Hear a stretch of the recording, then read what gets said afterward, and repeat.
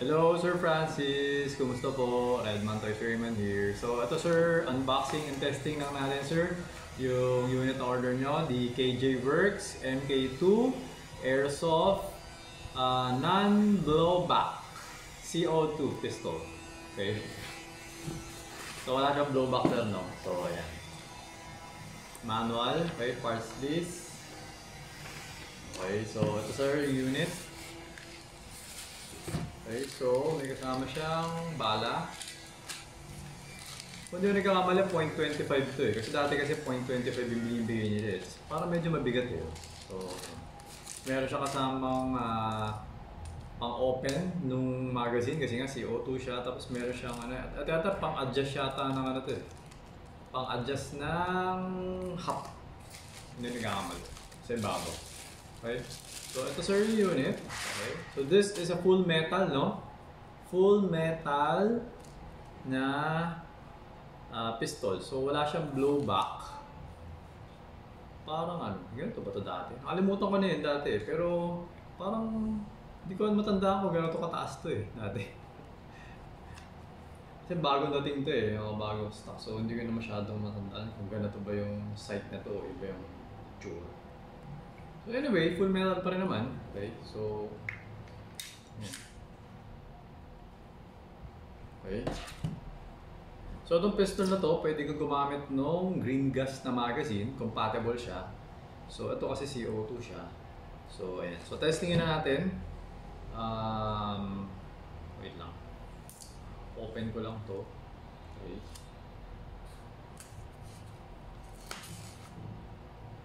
So, teka lang, meron ako dito eh. Pwede to.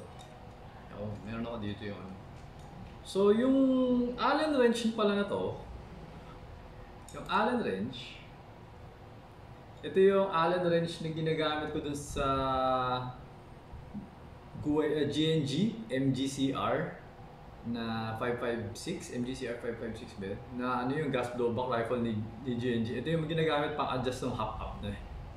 So ito rin pala yung pwedeng gamitin pang adjust nung pang open nung ano, yung para sa CO2. Okay? Okay. So ito CO2 capsule lalagay natin. Okay. Tapos sisirado natin. So higpitan mo lang konti, no? Pag hinigpitan mo siya, kumbaga, wag mo agad higpitan. So parang idikit mo lang muna dito. Idikit mo lang. So pagka sinarado mo siya, yan, medyo dikit mo lang. Yan. Kasi mapipierce na eh. Parang ipapuncture mo na siya eh. Okay? So ngayon, pag nakadikit na siya, ako, ganyan. Dapat naka-upright, no? Tapos, ayan. So parang medyo bibiglay mo siya ng konti para mabilis. Para wala masyadong tumatagas na CO2. Okay? So yan, pasok na, wala namang tagas, CO2. So ngayon, lalagyan natin ng bala. Okay, so itong magazine na to, single stock to ha. Okay, yan, single stock yan. Tapos, kailangan alalay ka. Kailangan nakahawak ka parati dito. Kasi pag ito binitawan mo, lahat ng BB, tatalsik, lalabas kasi medyo malaki itong butas. Okay? So ganun siya. So, yan. Lagyan natin ng ilan ba?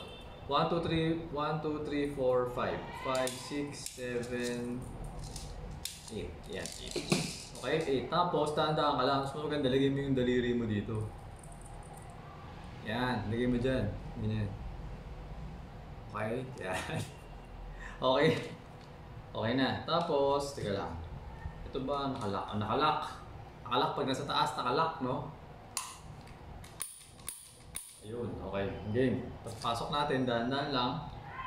Okay. Teka. Ayun.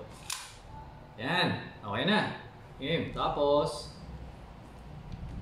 yan. Testing natin kung ilang FPS. Okay? So, alam ko hindi naman ito masyadong malakas eh. Malakas yung FPS, pero yung tunog hindi naman yata eh. Teka. Hindi ako sure eh.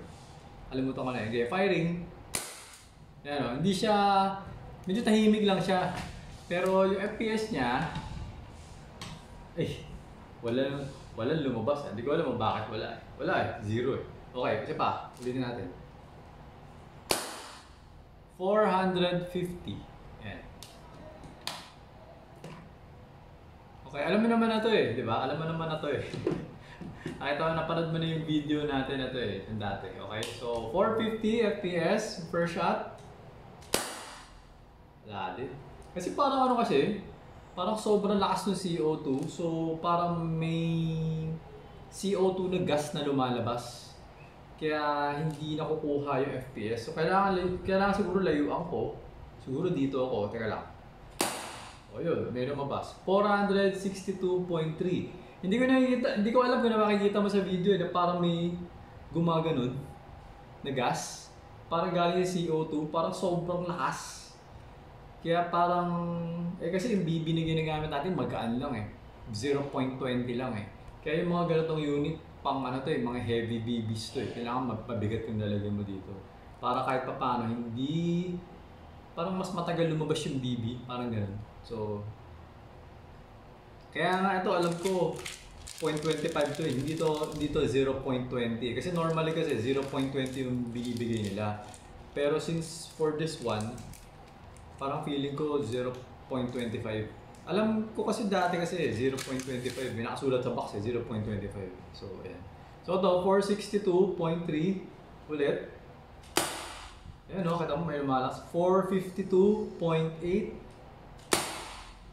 Teka, medyo malakas. 460. 457.4. Teka lang.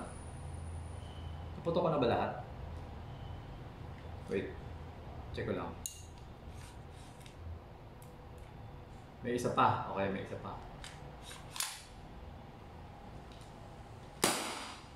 409.5. So basically, 400 FPS siya.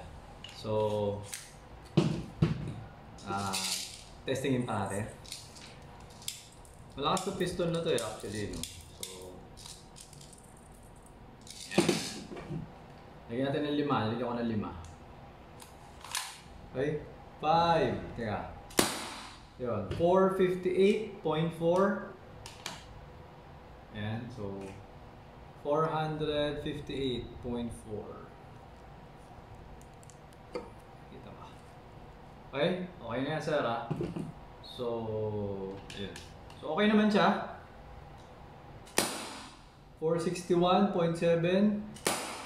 452.2, 461.4, 447.5. Wala na. Okay? So, ayun. Wala lang nga siya blowback. Kasi nga parang Assassin's Gun to, supposedly. Kung yung sa tunay, nakalimutan ko na eh. Ano ba to? Ruger yata tawag dito eh. Sa tunay. Kumbaga, ito kasi, merong tunay na ganito na version. Pero, ano siya, 22 yung bala niya. 22 caliber. Yung maliit, yan, no? Ito yung magazine niya, yan, no? Diba, payat lang. So, 22. So, 22 kasi parang ganun lang yung kalaki, ano? Ganyan. Gets mo? So, yun. Ganun siya. So, parang Assassin's Gun siya. Dito siya, dapat supposedly, dito siya kinakasa talaga. Ito. Hinihila siya. Parang bolt type siya.